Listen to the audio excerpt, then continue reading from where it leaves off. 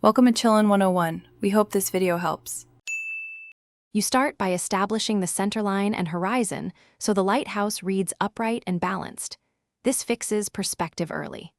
Next, lightly block the tower as a tapered cylinder and add a rectangular base and a small dome for the lantern room. Once done, mark major division bands and door/windows positions with simple guides. These let you refine curves without erasing repeatedly. Make sure to keep strokes light so adjustments are easy and the composition stays centered on your paper.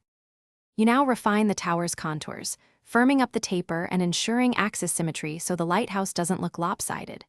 Then, lay in architectural details: windows, a door, the balcony rail, and the lantern glazing. Measure spacing visually or with a ruler to keep rhythm.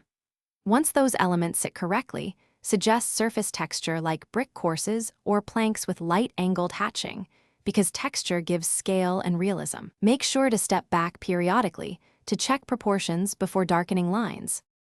You finish by deciding on a single light source, so shadows and highlights read consistently across the tower and lantern glass.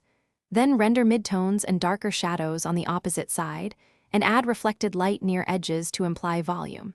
Next, situate the lighthouse with foreground rocks or waves using directional strokes for depth. Finally, ink or darken final lines and gently erase guides. If proportions feel off, use a light grid or flip the paper to spot asymmetry. Correct smallest issues before heavy ink.